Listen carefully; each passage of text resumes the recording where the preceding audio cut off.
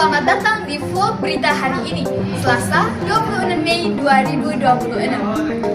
Pada hari ini kita akan membahas berita dan kabar terbaru mengenai nilai tukar uang rupiah yang melemah terhadap dolar Amerika Serikat yang banyak menjadi perhatian masyarakat. Kenaikan ini disebut-sebut memberikan dampak pada harga barang dan kondisi ekonomi di Indonesia. Berikut informasi selengkapnya.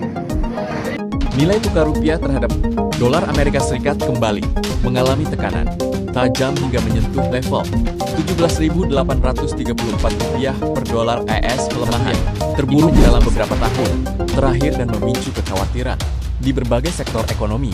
Melemahnya rupiah dipengaruhi sejumlah faktor, mulai dari penguatan dolar AS di pasar global, ketidakpastian ekonomi dunia, hingga meningkatnya tensi geopolitik internasional. Kondisi ini berdampak langsung terhadap harga barang impor, biaya produksi industri, hingga potensi kenaikan harga kebutuhan pokok di dalam negeri. Sejumlah pengamat menilai pemerintah dan Bank Indonesia perlu mengambil langkah strategis untuk menjaga stabilitas nilai tukar dan kepercayaan pasar. Sementara itu, masyarakat diimbau tetap tenang dan bijak dalam menghadapi gejolak ekonomi yang terjadi. Penyebab lemahnya rupiah terhadap nilai US dollar. Lemahnya rupiah disebabkan oleh kekuatan ekonomi Amerika Serikat, kenaikan suku bunga US, serta tingginya permintaan dolar untuk impor dan investasi. Selain itu, kondisi ekonomi global juga mempengaruhi nilai tukar rupiah. Pelemahan nilai tukar rupiah secara langsung berdampak pada kenaikan harga barang impor, lonjakan biaya produksi akibat mahalnya bahan baku, dan tekanan inflasi pada kebutuhan pokok.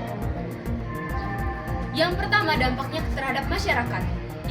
Yang pertama adalah harga pangan yang naik, yang dimana ketergantungan Indonesia pada komoditas impor seperti kedelai dan juga gandum membuat harga bahan pokok tersebut seperti tahu, tempe, dan produk turunan tepung ikut melambung tinggi. Nah, kenaikan harga barang elektronik dan juga impor. Harga gadget, pakaian, dan kosmetik impor mengalami lonjakan signifikan karena biaya masuk distributornya itu yang lebih tinggi atau lebih mahal. Yang ketiga, ada biaya liburan yang membengkak. Berwisata ataupun sekolah di luar negeri akan terasa jauh lebih mahal karena nilai mata uang asing seperti dolar USA ataupun euro menjadi lebih besar saat dikonversikan dalam rupiah.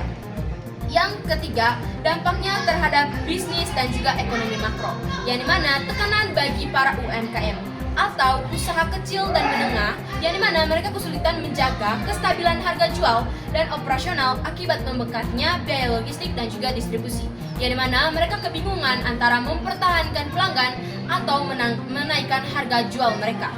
Yang ketiga, ada resiko inflasi dan juga suku bunga. Perusahaan akan meningkatkan harga jual kepada konsumen untuk menutupi biaya produksinya, yang memicu inflasi yang sangat tinggi. Bank Indonesia pun biasanya merespon ini dengan cara menaikkan suku bunga acuan agar rupiah tetap stabil.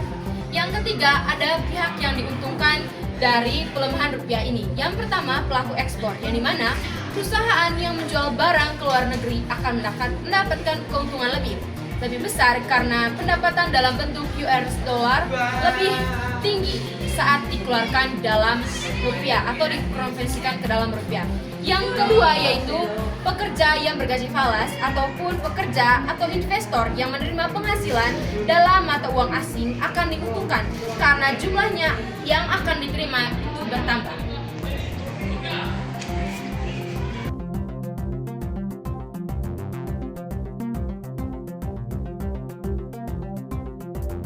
Nah, selanjutnya bagaimana tanggapan masyarakat terkait berita yang beredar ini?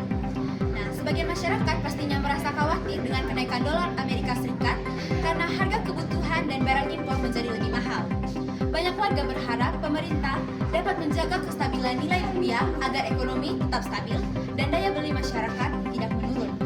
Namun, ada juga nih masyarakat yang melihat kondisi ini sebagai peluang besar untuk mereka, terutama bagi pelaku usaha ekspor dan pekerja yang menerima penghasilan dalam dolar Amerika Serikat, karena keuntungan mereka dapat meningkat dengan besar. Demikian berita hari ini, saya pamit undur diri. Sekian dan terima kasih.